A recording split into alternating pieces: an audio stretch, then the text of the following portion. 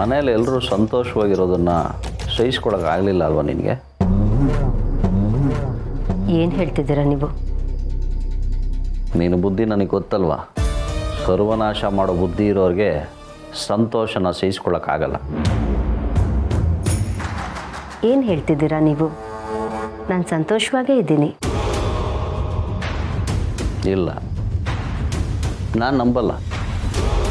ಎಲ್ಲರ ಮುಂದೆ ನಗನಗ್ತಾ ಇರೋ ಹಾಗೆ ನಾಟಕ ಆಡ್ತಾ ಮನಸ್ಸಲ್ಲಿ ದ್ವೇಷ ಇಟ್ಕೊಂಡಿರೋ ವಿಷಯದ ಮುಳ್ಳು ನೀನು. ನಿನ್ನೆ ರಾತ್ರಿ ನೀನು ಮನೇಲಿ ಇರಲಿಲ್ಲ. ಎಲ್ಲೋಗಿದೆ ಹೇಳು?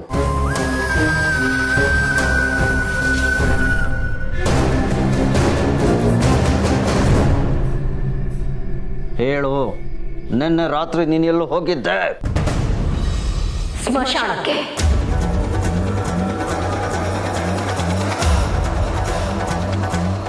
ಏನು ಹೇಳ್ತಿದ್ಯಾ ನೀನು?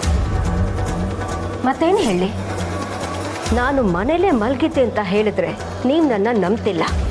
ತಾಳಿ ಕಟ್ಟಿರೋ ಗಂಡನೇ ಹೆಂಡತಿನ ನಂಬಲಿಲ್ಲ ಅಂದಮೇಲೆ ಯಾವ ಹೆಂಡತಿಗಾದರೂ ಆ ಮನೆ ಸ್ಮಶಾನಕ್ಕೆ ಸಮಾನನೇ. ನಾನೀಗಲೂ ನಿಮಗೆ ಹೇಳ್ತಾ ಇದ್ದೀನಿ, ಪದೇ ಪದೇ ನನ್ನನ್ನು ಕೆಣಕಬೇಡಿ. ನಾನು ಹೇಳಿದ ಮಾತು ನಿಮಗೆ ಅರ್ಥ ಆಗಬೇಕು. ನೀವು ನನ್ನನ್ನು ನಂಬಲಿಲ್ಲ ಅಂದರೆ ನನ್ನ ಪಾಲಿಗೆ ಈ ಮನೆ ಸ್ಮಶಾನನೇ.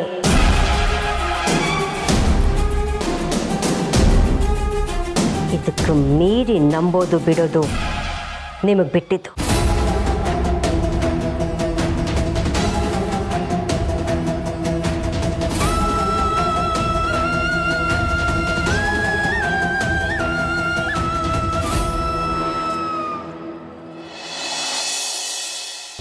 ಅಮ್ಮ, ಇವತ್ತು ನಿಮಗೆ ಸ್ಪೆಷಲ್ ದಿನ.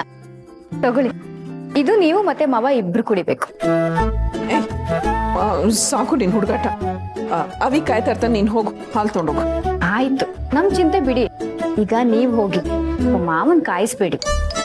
ನೀನು ಬರ್ತಾ ಬರ್ತಾ ತುಂಬಾ ತರಲೆ ಆಗ್ತಾ ಇದೆಯಾ. ನಾಳೆ ನೀನು ವಿಚಾರಿಸ್ಕೋತೀನಿ. ನಾಳೆ ನನ್ನ ವಿಚಾರಿಸ್ಕೊಳ್ಳಿ, ಈಗ ಹೋಗಿ ಮಾವನ್ ವಿಚಾರಿಸ್ಕೊಳ್ಳಿ. ತಗೊಳ್ಳಿ, ಗುಡ್ ನೈಟ್.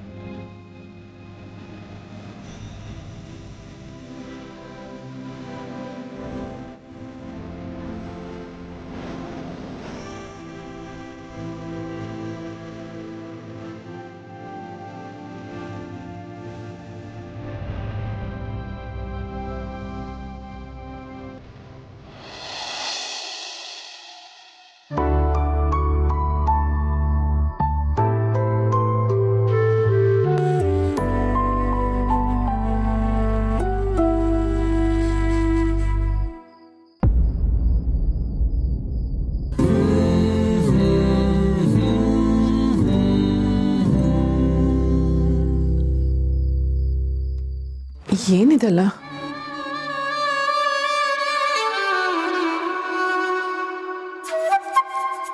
ಅದು ಇವತ್ತು ನಮ್ಮಿಬ್ಬರಿಗೂ ಸ್ಪೆಷಲ್ ಡೇ ಅಲ್ವಾ?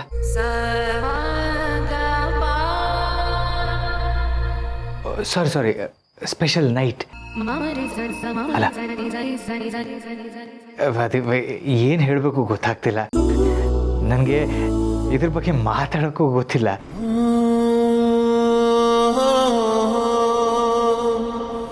ಈಗ ನಾನು ಏನು ಹೇಳಿದೆ ಅಂತ ಇಷ್ಟೊಂದು ಗಾಬರಿ ಆಗ್ತಾ ಇದ್ದೀರಾ? ಇದೆಲ್ಲ ಏನು ಡಿಸೈನು ಅಂತ ಕೇಳಿದೆ ಅಷ್ಟೆ. ಈ ರೀತಿ ಡಿಸೈನ್ ಮಾಡೋಕ್ಕೆ ಪೂರ್ಣಿ ಹತ್ರ ನೀವಲ್ವ ಹೇಳಿದ್ದು? ಏನು ನಾನು ಹೇಳಿದ್ದ? ಈ ಹುಡುಗಿ ಬರ್ತಾ ಬರ್ತಾ ತುಂಬ ತುಂಟಿ ಆಗ್ತಾ ಇದ್ದಾಳೆ. ಇದೆಲ್ಲ ನಾನು ಹೇಳಿಲ್ಲ ಮಾಧವ್ ಅವರೇ. ಆಯ್ತಾಯ್ತು, ಗಾಬರಿ ಆಗ್ಬಿಡಿ. ಇದೇ ರೀತಿ ನಾನು ಗಾಬರಿ ಆಗಿದ್ದು. ಮೋಸ್ಟ್ಲಿ ಇದೆಲ್ಲ ಮಹೇಶನ್ ಕೆಲಸ ಅನ್ಸುತ್ತೆ. ಹೋಗ್ಲಿ ಬಿಡಿ, ಅವ್ರ ಸಂತೋಷಕ್ಕೆ ಏನೋ ಮಾಡಿದ್ದಾರೆ.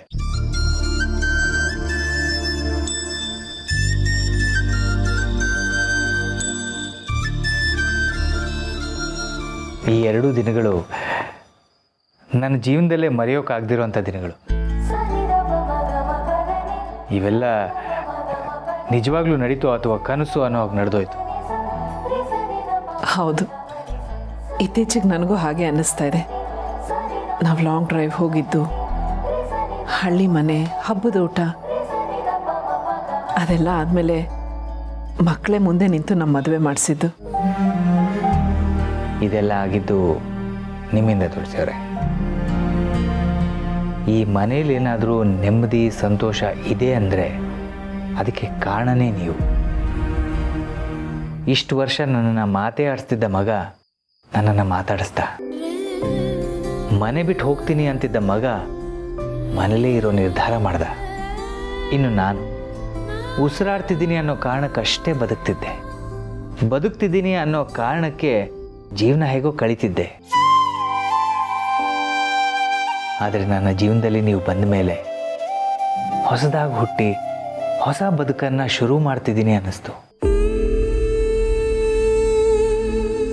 ಇದೆಲ್ಲ ಆಗಿದ್ದು ನಿಮ್ಮಿಂದನೇ ತುಳಸಿಯವರೇ.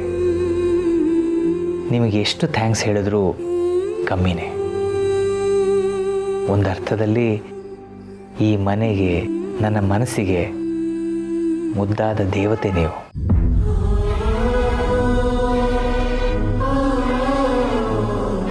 ತುಂಬ ಮಾತಾಡ್ಬಿಟ್ಟೆ ಅಂತಿದೆ ಅಲ್ವಾ? ಅವತ್ತು ಮಾವ ನಮ್ಮ ಮದುವೆ ಮಾಡಿಸಿದಾಗ ತಪ್ಪು ಮಾಡ್ತಾ ಇದ್ದಾರೆ ಅನಿಸಿತ್ತು. ಆದ್ರೆ ಈಗ ಅವ್ರು ಮಾಡಿದ್ದು ಸರಿ ಅನ್ನಿಸ್ತಾ ಇದೆ. ನಮ್ಮಿಂದ ಜೀವನದಲ್ಲಿ ಮತ್ತೊಬ್ರು ಖುಷಿಯಾಗಿರ್ತಾರೆ ಅಂದರೆ ಅದು ನನ್ನ ಸೌಭಾಗ್ಯ ಅಲ್ವಾ? ನಾನು ಪ್ರೀತಿಸೋರು ಖುಷಿಯಾಗಿದ್ದರೆ ಆ ಖುಷಿನಲ್ಲೇ ನನ್ನ ಖುಷಿನ ಕಂಡ್ಕೊಳ್ಳೋಳು ನಾನು. ನನ್ನವ್ರು ಎಲ್ಲರೂ ಯಾವಾಗಲೂ ನಗ್ನಗ್ತಾ ಇರಬೇಕು. ಅದಕ್ಕೋಸ್ಕರ ನಾನು ಏನು ಬೇಕಾದರೂ ಮಾಡೋಕ್ಕೆ ಸಿದ್ಧವಾಗಿದ್ದೀನಿ. ನಾನು ಅಷ್ಟೇ ತುಳಸಿಯವರೇ. ನನ್ನ ಸಂಸಾರಕ್ಕೆ ಕಣ್ಣಾಗಿರೋ ನಿಮ್ಮನ್ನು ಕಣ್ಣಲ್ಲಿ ಕಣ್ಣಿಟ್ಟು ನೋಡ್ಕೋತೀನಿ. ಅಯ್ಯೋ ಹೌದಾ? ಮತ್ತೆ ಕನ್ನಡಕ ತೆಗೆದ್ಬಿಟ್ರಿ?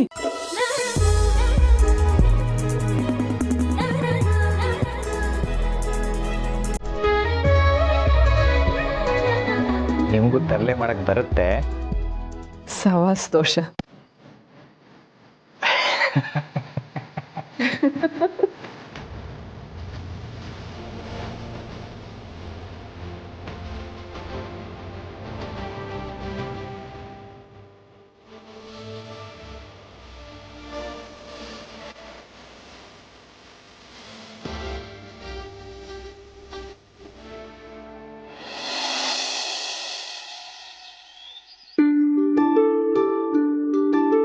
ಅಮ್ಮ, ಕಂಕಣ ಎಲ್ಲ ರೆಡಿ ಆಗಿದೆ. ಎಲ್ಲ ಕಡೆ ಹೆಂಗಸರು ಬರೋದು ಲೇಟ್ ಆಗುತ್ತೆ, ಆದ್ರೆ ನಮ್ಮ ಮನೇಲಿ ಗಂಡಸರು ಬರೋದು ಲೇಟ್ ಆಗುತ್ತೆ.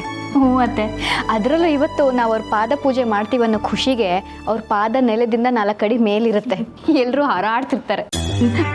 ಆಹಾ, ನಾವು ಮಾಡ್ತಾ ಇರೋದು ಸರಿನಾ? ಪಾದ ಪೂಜೆ ಮಾಡಬೇಕು ಅಂತ ಇಷ್ಟೆಲ್ಲ ರೆಡಿ ಮಾಡಿಕೊಂಡು ಪಾದ ಪೂಜೆ ಮಾಡೋ ನೆಪದಲ್ಲಿ ಕಾಲೆಳೆಯೋ ಮಾತಾಡ್ತಾ ಇದ್ದೀವಿ. ಅದಕ್ಕೆ ಅಮ್ಮ, ಹೆಂಡತಿಗೆ ಕಾಲು ಕೊಡೋಕ್ಕೆ ಭಯ ಆಗತ್ತೆ. ಕಾಲು ಕೊಟ್ರೆ ಸಾಕು, ಕಾಲು ಎಳಿಯಕ್ಕೆ ಶುರು ಮಾಡ್ತಾಳೆ.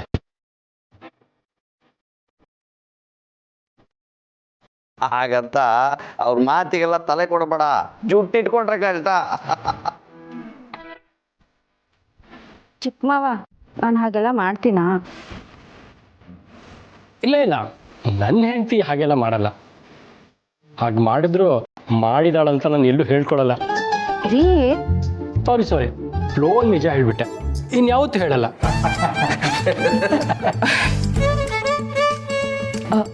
ಅಭಿ ಬಾ. ದೀಪಿಕಾ ಎಲ್ಲಿ? ಅವಳು ಮಲಗಿದ್ದಾಳೆ.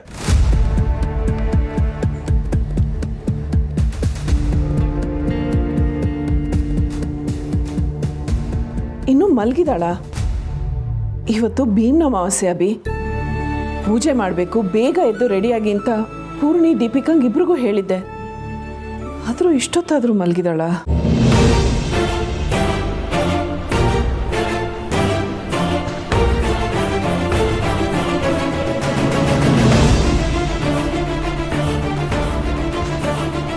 ಅಭಿ, ಇವತ್ತೊಂದಿನ ಬೇಗ ಎಬ್ಬಿಸ್ತೀಯಾ? ಭೀಮ್ನ ಅಮಾವಾಸ್ಯೆ ದಿನ ಅವಳು ನಿನಗೆ ಪಾದ ಪೂಜೆ ಮಾಡಿದ್ರೆ ಶ್ರೇಯಸ್ಸು. ಏನೂ ಬೇಕಾಗಿಲ್ಲ, ಬರ್ತಿದ್ದ ಹಾಗೆ ಮುಖಕ್ಕೆ ಮಂಗಳಾರತಿನೇ ಮಾಡಿದ್ರಲ್ಲ. ನನಗೆ ನನ್ನ ಹೆಂಡತಿಗೆ ಅವಮಾನ ಮಾಡಬೇಕು ಅಂತಾನೆ ಕೆಲ್ಸದವ್ರ ಮುಂದೆ ಹಾಗೆ ಮಾತಾಡಿದ್ರಿ ಅಲ್ವಾ ನೀವು? ಅಭಿ, ಅವ್ರು ಹೇಳಿದ್ರಲ್ಲಿ ಅವಮಾನ ಆಗುವಂಥದ್ದೇನಿತ್ತು? ಹೌದು, ನಿಮಗೆ ಅವ್ರು ಮಾಡೋದೆಲ್ಲ ಒಳ್ಳೇದೇ ಅನ್ಸುತ್ತಲ್ವಾ? ಅವ್ರು ಮಾತಾಡೋದೆಲ್ಲ ವೇದವಾಕ್ಯ ಅಂತಾನೆ ಅನ್ಸುತ್ತೆ. ಹಾಗಂತ ನಮಗೂ ಹಾಗೆ ಅನ್ನಿಸ್ಬೇಕಂತೇನಿಲ್ವಲ್ಲ.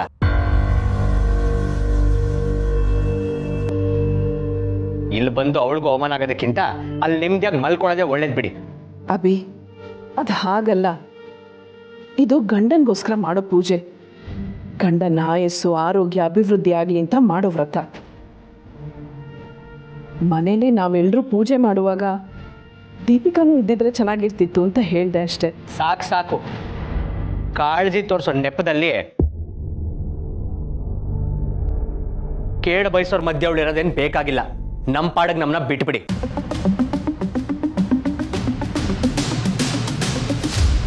ಅಭಿ ನಿಂತ್ಕೋ.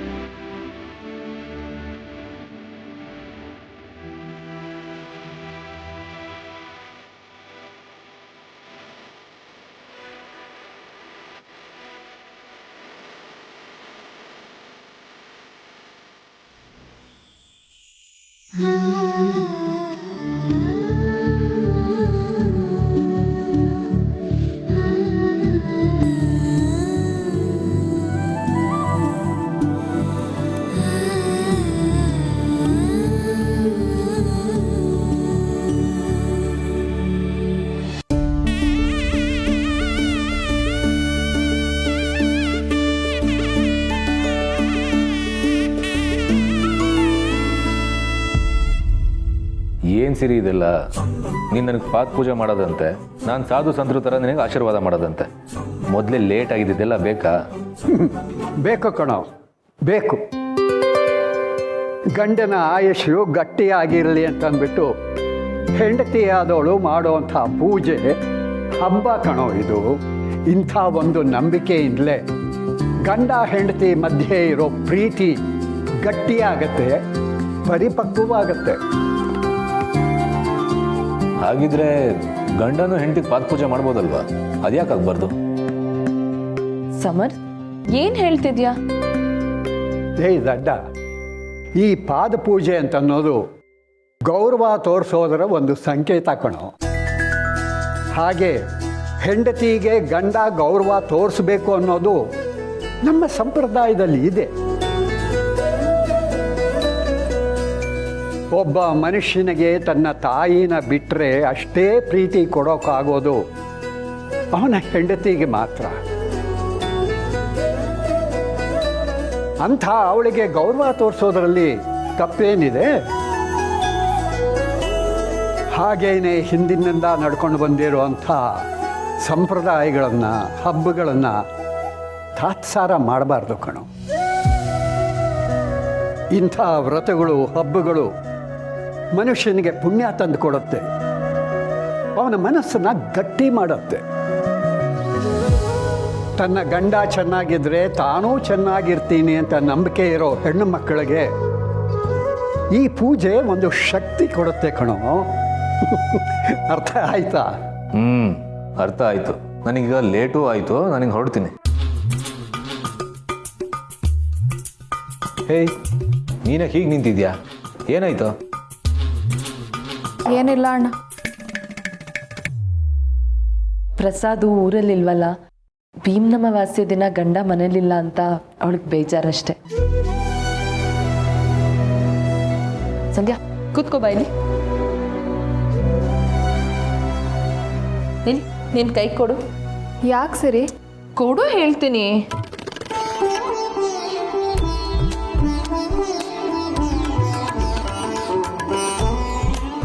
ಹೋಗಿ ತಾತನ ಹತ್ರ ಈಗ ಆಶೀರ್ವಾದ ತಗೋ. ಸಿರಿ, ಹೌದು, ಭೀಮ್ನ ಅಮಾವಾಸ್ಯೆ ಅಂದರೆ ಬರೀ ಹೆಂಡತಿ ಗಂಡನಿಗೆ ಪೂಜೆ ಮಾಡೋದು ಅಂತ ಅಲ್ಲ. ತಂಗಿ ತನ್ನ ಅಣ್ಣಂಗೆ ಬೇಕಾದರೂ ಪೂಜೆ ಮಾಡ್ಬೋದು, ಮಗಳು ತಂದೆಗೆ ಬೇಕಾದರೂ ಪೂಜೆ ಮಾಡ್ಬೋದು.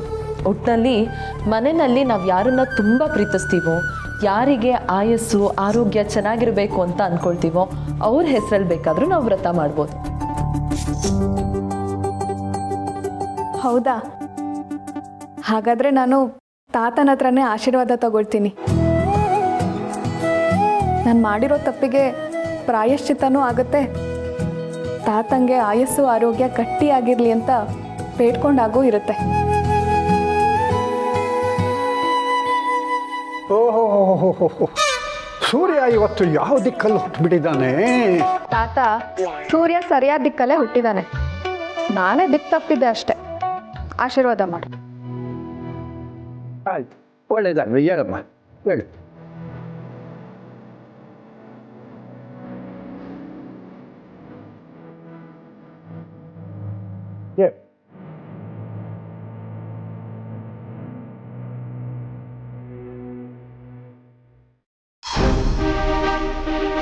ಅಮ್ಮ ಹೇಳ್ತಿರೋದು ಯಾವುದು ಅರ್ಥ ಆಗ್ತಿಲ್ವಾ ನಿನಗೆ?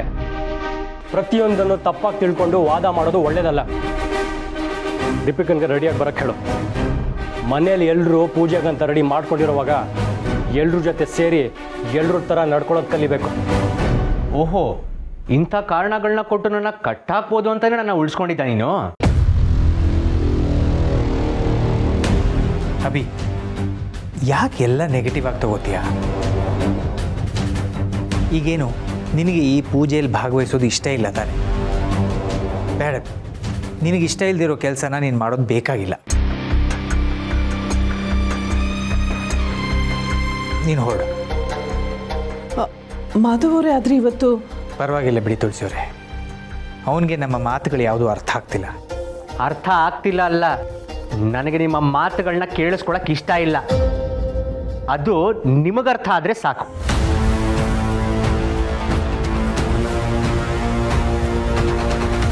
ಅಭಿ, ಒಂದು ನಿಮಿಷ ನಿಂತ್ಕೋ.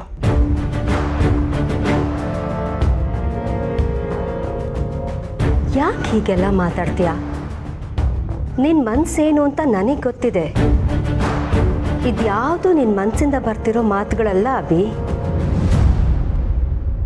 ಕೋಪಕ್ಕೆ ಹೀಗೆಲ್ಲ ಮಾತಾಡಿ ಯಾಕೆ ಕೆಟ್ಟವನಾಗ್ತೀಯ? ಮನೆಯವರೆಲ್ಲರೂ ಒಟ್ಟಿಗೆ ಸೇರಿ ಪೂಜೆ ಮಾಡಬೇಕು ಅಂದರೆ ನನ್ನ ಆಸೆ.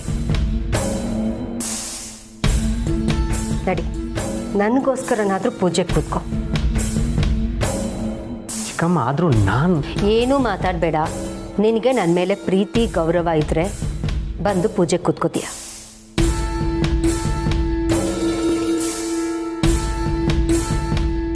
ಸರಿ ಚಿಕ್ಕಮ್ಮ, ನೀವು ಹೇಳ್ತಾ ಇದ್ದೀರಾ ಅಂತ ಪೂಜೆ ಕೂತ್ಕೋತೀನಿ.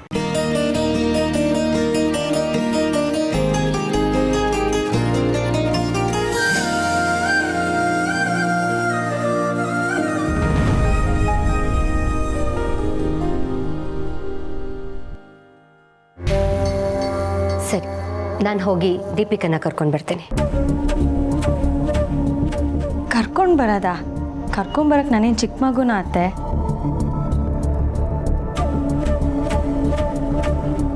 ದೀಪಿಕಾ, ನೀನು ರೆಡಿ ಆಗಿದೆಯೇನಮ್ಮ? ನೀನು ಬರಲ್ಲ, ಮಲಗಿದೆಯಾ ಅಂತ ಹೇಳ್ದೆ ಇವನು. ನಾನು ಮಲ್ಗೋದಾ? ಇಂಥ ಪುಣ್ಯ ದಿನನ ನಾನು ಹೇಗೆ ತಾನೇ ಮಿಸ್ ಮಾಡ್ಕೊಳ್ಳಿ ಮಾವ? ನನ್ನ ಗಂಡನ ಶ್ರೇಯಸ್ನ ನಾನು ತಾನೇ ನೋಡ್ಕೋಬೇಕು. ಅವಳ ಪ್ರೀತಿ ಏನು ಅಂತ ನನಗೆ ಗೊತ್ತು. ಅದನ್ನು ಎಲ್ಲರ ಮುಂದೆ ತೋರಿಸ್ಬೇಕಾಗಿಲ್ಲ.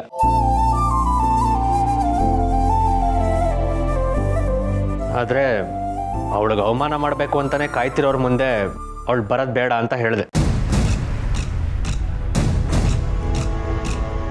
ಚೇಚೆ ಅಭಿ, ಯಾಕೆ ಹಾಗೆ ಹೇಳ್ತೀಯಾ?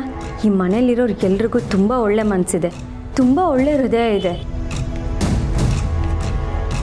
ಅವ್ರು ಏನೇ ಹೇಳಿದ್ರು ಅದು ನಮ್ಮ ಒಳ್ಳೇದಕ್ಕೋಸ್ಕರನೇ ಆಗಿರುತ್ತೆ.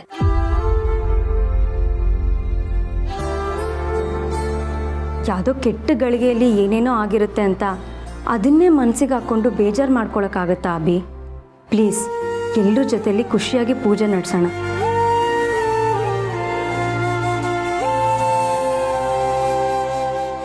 ದೀಪಿಕಾ, ಎಂಥ ಒಳ್ಳೆ ಗುಣ ನಿಂದು. ಇಂಥ ತುಂಬಿದ ಮನೆಗೆ ನಿನ್ನಂಥ ಚಿನ್ನದಂಥ ಸೊಸೆ ಸಿಕ್ಕಿರೋದು ನಮ್ಮ ಅದೃಷ್ಟ.